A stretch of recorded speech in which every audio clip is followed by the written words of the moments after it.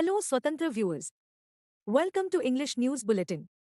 I am Mahima, bringing you the latest updates.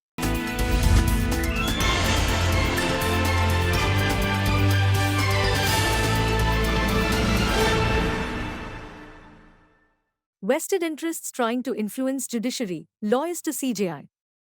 More than 600 lawyers, including senior advocate Harish Salve and Bar Council chairperson Manan Kumar Mishra, have written to the Chief Justice of India, alleging that a vested interest group is trying to put pressure on the judiciary and defame courts, especially in cases of corruption involving politicians. These tactics are damaging to judiciary and threaten the democratic fabric, the lawyers drawing from across the country said in the letter written to the Chief Justice of India on 26 March.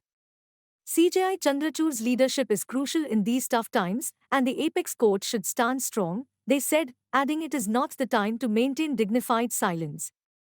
The letter, shared by official sources, targeted a section of lawyers without naming them and alleged that they defend politicians by day and then try to influence judges through the media at night. This interest group creates false narratives of a supposed better past and golden period of courts, contrasting it with the happenings in the present, the letter said.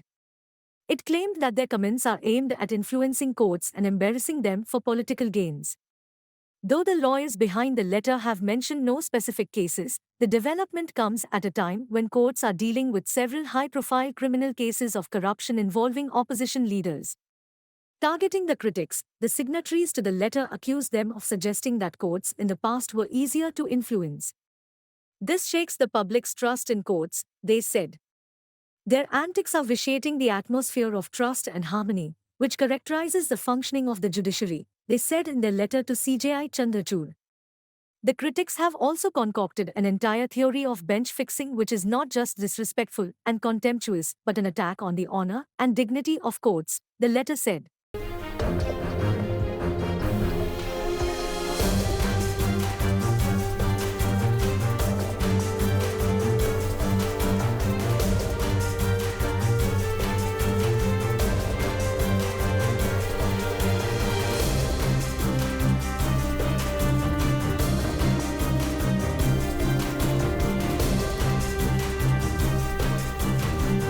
Kejriwal calls Delhi excise case a political conspiracy. A court here on Thursday extended the Enforcement Directorate custody of Chief Minister Arvind Kejriwal till 1 April in the excise policy case. The agency had sought 7-day custody of the AAP chief, but the court said he has to be produced before the court on 1 April at 11 a.m. The ED had produced him before Rouse Avenue Court Special Judge Kaveri Baveja as his current custody was ending on Thursday. The Enforcement Directorate said in its fresh remand plea that during his custodial interrogation, his statements were recorded on 5 days and that he was giving evasive replies. Meanwhile, Arvind Kejriwal on Thursday himself made submissions in a court here during the hearing in the excise policy case and said a smokescreen of the AAP being corrupt has been created before the nation. The Aam Aadmi Party national convener made the submissions in Hindi after taking permission from the court despite his lawyers being present. In his submissions, Kejriwal said that he was named by 4 witnesses in the excise policy case. He wondered whether the 4 statements were enough to arrest a sitting chief minister. He alleged that Sarath Chandra Reddy donated 55 crore rupees to the BJP. He claimed to have evidence of this. Reddy is the director of Aurobindo Pharma Limited and one of the co-accused and approvers in the case. Kejriwal's advocate Ramesh Gupta said the chief minister wants to cooperate in the investigation but not on the Enforcement Directorate's grounds for which the agency is seeking extension of his custodial remand. AAP ministers Atishi, Gopal Rai and Saurabh Bharadwaj along with the chief minister's wife Sunita Kejriwal were inside the court.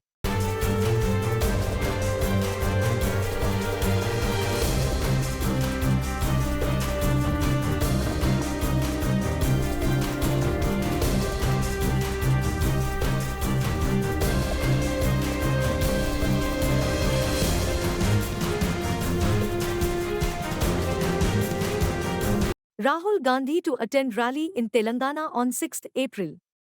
Congress leader Rahul Gandhi will attend a public meeting in Hyderabad on 6 April, Chief Minister A. Revant Reddy said on Thursday. Revant Reddy, who is also the TPCC president, was addressing a gathering of Congress activists of his Kodangal Assembly constituency. He said the rally on 6th April would be held at Tuppuguda on Hyderabad outskirts, where the party had announced its 6 poll guarantees for the assembly elections held in November last year. At 5 p.m. on 6th April at Tuppuguda, Rahul Gandhi ji will announce 5 guarantees at the national level. At least 25,000 people should come from Kodangal to that meeting, he said. He said his effort is to make Kodangal role model for other constituencies in terms of development. A cement factory would also be set up soon in the constituency, he said. Telangana has 17 Lok Sabha seats and the state goes to polls on 13th May.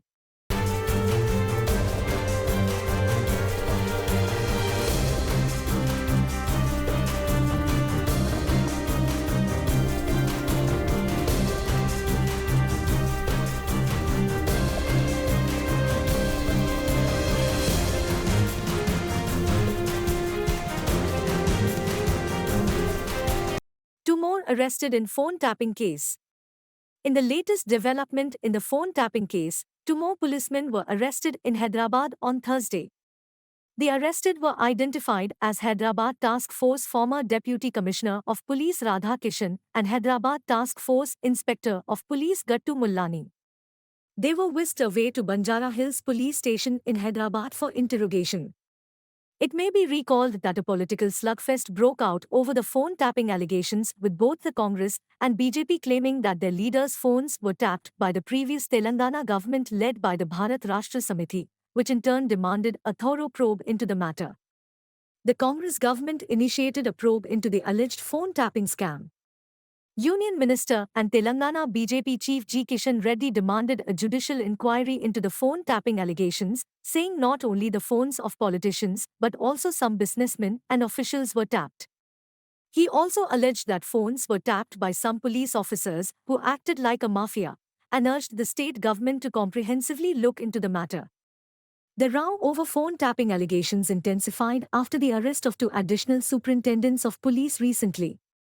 Earlier, a DSP was arrested in connection with the alleged phone tapping of opposition leaders and destroying certain computer systems and official data during the previous BRS government. Earlier in the day, addressing a party meeting, K.T. Rama Rao, the working president of the BRS, accused Chief Minister A. Revant Reddy of distracting the public from issues by selectively leaking information to the media that phone tapping was done during the previous BRS government. 10 సంవత్సరాలు ఏదైతే కేసీఆర్ అహంకారంగా ఈ రాష్ట్రాన్ని పరిపాలించినారో ఈ phone tapping ఇది ఒక పెద్ద offence అన్నమాట, criminal offence. Actually parliament లో ఇంతకు ముందు ఫోన్ ట్యాపింగ్ అయినప్పుడు చట్టం తీసుకొచ్చినారు. ఏ పరిస్థితులలో కూడా ఫోన్ ట్యాపింగ్ చేయొద్దు, కేవలం chief secretary of the state వారు స్పెషల్ సర్కమ్స్టాన్సెస్ లో ఎక్కడైతే దేశానికి వ్యతిరేకంగా ఎవరైనా పనిచేస్తే వాళ్ళ ఫోన్లే ఖాళీ కేవలం ట్యాప్ చేయాలి, లేకుంటే సామాన్యుని టెలిఫోన్స్ ఇక్కడ కూడా ట్యాప్ చేయొద్దని చెప్పి చట్టం పార్లమెంట్లో పాస్ చేయడం జరిగింది. దాని తర్వాత కేసీఆర్ ప్రభుత్వం ఏదైతే ఎక్విప్మెంట్ ఇంపోర్ట్ చేసినారో అది చట్టం ప్రకారంగా చట్టం విరుద్ధంగా వారు ఇంపోర్ట్ చేయడం జరిగింది. కేంద్ర ప్రభుత్వం డిమాండ్ చేస్తున్నాం, వాళ్ళు ఫోన్ ట్యాపింగ్ కేసులో సరైన చర్యలు తీసుకోవాలి. ఇట్లా ఈ ఎక్విప్మెంట్ ఇల్లీగల్ గా ఈ దేశానికి ఎట్లా వచ్చింది, ఎక్విప్మెంట్ ద్వారా ఎందుకు వాడుకోవడం జరిగింది ఈ రాష్ట్ర ప్రభుత్వం ఆ రోజులలో చెప్పి కేసు కేంద్ర ప్రభుత్వము ఈ ఫోన్ ట్యాపింగ్ కింద కేసీఆర్ పైన కేసు పెట్టాలని చెప్పి మేము demand. Host of opposition parties waging battle against Lone Jagan. YSRCP Supremo and Andhra Pradesh Chief Minister Y.S. Jagan Mohan Reddy on Wednesday alleged at Prodaturu in Kadapa district that a host of opposition parties, TDP, Janasena, BJP, Congress, select media houses, and 2 of his sisters are waging a battle against him. Addressing a public meeting at Prodaturu in Kadapa district as part of election campaign bus tour, the YSRCP chief said all of them are united in a battle against him. For support, TDP and Jansena brought a party from the centre. And they brought another party, the Congress, indirectly from the centre. All of them together are waging a battle against one Jagan. As if they are not enough, they brought 2 of my sisters also. All of them are united in battle against one man, said Jagan Mohan Reddy. He was referring to his younger sister Y.S. Sharmila, President, Andhra Pradesh Congress Committee, and his cousin Sunita Naredi, who is leading a campaign to solve the murder case of her father Y.S. Vivekananda Reddy. He asserted that Jagan has scared all of them and claimed that his opponents are not bold enough to fight him alone, and added that he has the grace of God and the support of crores of people. మా చిన్నాన్న గారిని మా బాబాయిని వివేకం చిన్నాన్నను ఎవరు చంపారో ఎవరు చంపించారో ఆయనకు ఆ దేవుడికి ఈ జిల్లా ప్రజలందరికీ కూడా తెలుసు. కానీ బురద జల్లేందుకు ఇద్దరు చెల్లెమ్మలను ఎవరు పంపించారో వారు వెనకాల ఎవరు ఉన్నారో మాత్రం మీ అందరికీ కూడా రోజు కనిపిస్తూనే ఉంది. ఇంకా ఆశ్చర్యం ఏమిటో తెలుసా? ఇంకా ఆశ్చర్యం ఏమిటి అనంటే వివేకం చిన్నాన్నను అతి దారుణంగా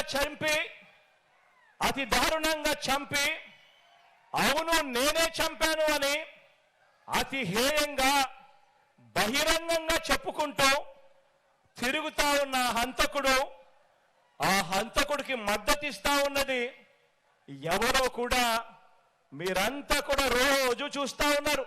Praj asks engineers to develop energy-efficient public infrastructure. President Draupadi Murmu on Thursday asked a group of engineering services officers to develop public infrastructure that is energy-efficient and differentiable-friendly. She also asked them to be innovative in their approach so that they can effectively deal with emerging challenges. Murmu was addressing a group of assistant executive engineers of civil, electrical, and mechanical of the Central Public Works Department at the Rashtrapati Bhavan here. She asked the young officers to practice engineering with a social conscience.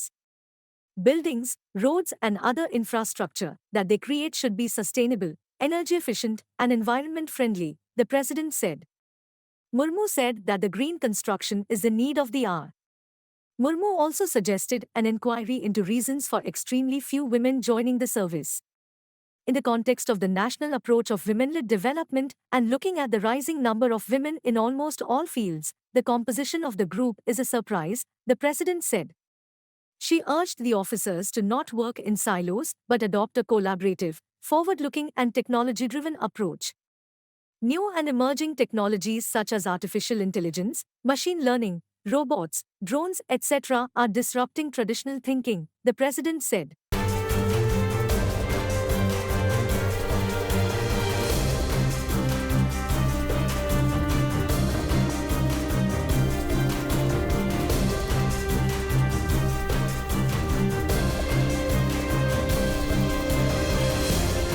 Centre gives green signal to road project in AP Tiger Corridor. The National Board for Wildlife has recommended the use of more than 40 hectares of forest land from the Tiger Corridor connecting the Nagarjunsagar Srisailam Tiger Reserve and the Sri Venkateswara National Park in Andhra Pradesh for the development of expressways, economic corridors, and intercorridors under the second phase of Bharatmala Pariyojana, according to the minutes of a meeting held last month. Spread over 3,296.31 square kilometers, the NSTR is the country's largest tiger reserve. It is contiguous with Telangana's Amrabad Tiger Reserve and accounts for the largest tiger population in the eastern Ghat landscape.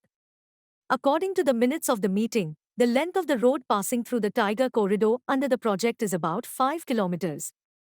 3 tunnels, 4 minor bridges, 7 viaducts, and 2 culverts have been suggested as mitigation structures in the project proposal. The length of the animal passage is around 3 kilometers on both sides.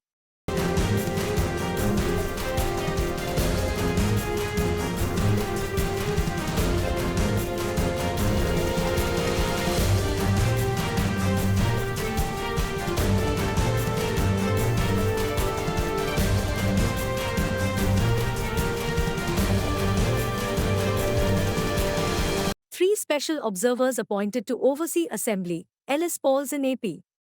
State Chief Electoral Officer Mukesh Kumar Meena on Thursday said that the Election Commission of India has appointed 3 special observers for the state in view of the upcoming general elections. The Election Commission has appointed 1987 batch retired IS officer Ram Mohan Mishra as Special General Observer, 1984 batch retired IPS officer Deepak Mishra as special police observer and 1983 batch retired IRS officer Neena Nigam as special expenditure observer. These three special observers attended the meeting at the office of the Election Commission of India in Vijayawada on Thursday. These three special observers of the state will visit the state from next week and will examine the advance arrangements being made in the state for the conduct of elections. He said that they will focus on strict implementation of Election Commission guidelines in the conduct of elections, border areas of the state, problematic areas, as well as control of polls that attract and motivate voters.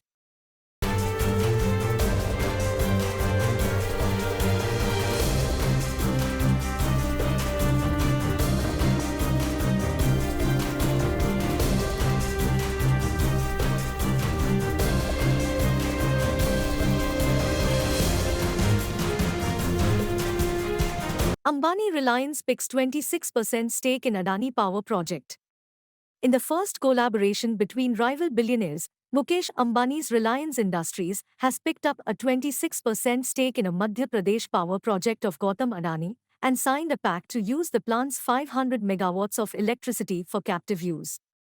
Reliance will pick up 5 crore equity shares in Mahan Energen Ltd, a wholly owned subsidiary of Adani Power Ltd, of face value 10 rupees at par 50 crore rupees and will use 500 megawatts of generation capacity for captive use, the two firms said in separate stock exchange filings. The two businessmen hailing from Gujarat have often been pitted by media and commentators against each other, but they have for years tiptoed around each other to reach the top 2 rungs of Asia's wealth ladder. Adani is also building 3 gigafactories for manufacturing solar modules, wind turbines, and hydrogen electrolysis. A clash was also forecast when Adani Group applied to participate in an auction of spectrum or airwaves capable of carrying 5th-generation 5G data and voice services. However, unlike Ambani, Adani bought 400 MHz spectrum in the 26 GHz band, which is not for public networks. On the contrary, the two have been far from rivals.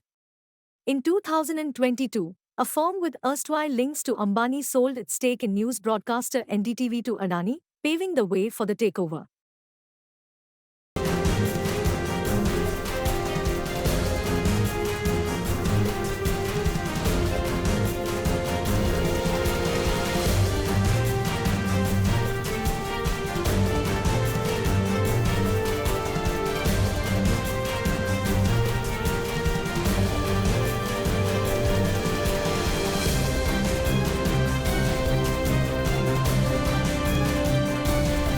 Sensex jumps 655 points, NSE Nifty climbs to 103.25 points. Benchmark equity indices Sensex and Nifty rallied for the second straight session on Thursday to end the 2023-24 fiscal on a bullish note, powered by across-the-board buying amid a bullish trend in global equities. Power, auto and metal stocks witnessed robust demand, even as a depreciating rupee weighed on sentiment, traders said. Extending its previous day's rally, the 30-share index jumped 655.04 points or 0.90% to settle at 73,651.35. During the day, it zoomed 1,194 points or 1.63% to 74,190.31. The NSE Nifty climbed to 103.25 points or 0.92% to end at 22,326.90. On a weekly basis, the BSE benchmark climbed 819.41 points or 1.12%, and the NSE Nifty advanced to 130.15 points or 1.04%. In the 2023-24 financial year, Sensex jumped 14,659.83 points or 24.85%, while the Nifty soared 4,967.15 points or 28.61%. Bajaj Finserv was the top gainer in the Sensex chart, rising nearly 4%, followed by Nestle, State Bank of India, Power Grid, Tata Steel, Larsen & Toubro and Mahindra. Shares of Bajaj Finance and Bajaj Finserv jumped amid media reports that subsidiary Bajaj Housing Finance was planning to go public. Nestle, State Bank of India, Power Grid, Tata Steel, Larsen and Toubro and Mahindra were the other major gainers. In contrast, Tech Mahindra, Axis Bank, and Reliance Industries were the laggards. In the broader market, the BSE mid-cap gauge jumped 0.62% and small-cap index climbed 0.33%. Foreign institutional investors bought equities worth 2,170.32 crore rupees on Wednesday, according to exchange data. The rupee depreciated 6 paise to settle at 83.39 against the US dollar on Thursday. The BSE benchmark climbed 526.01 points or 0.73% to settle at 72,996.31 on Wednesday.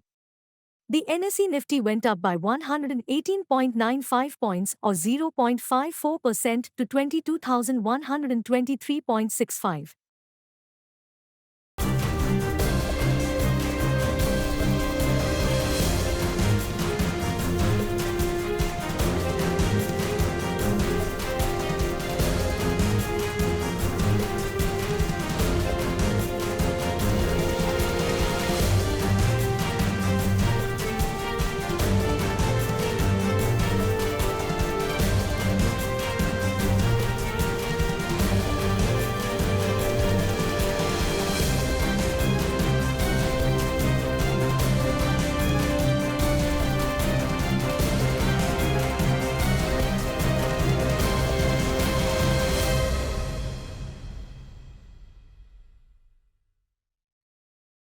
Thank you for watching Swatantra TV English Bulletin.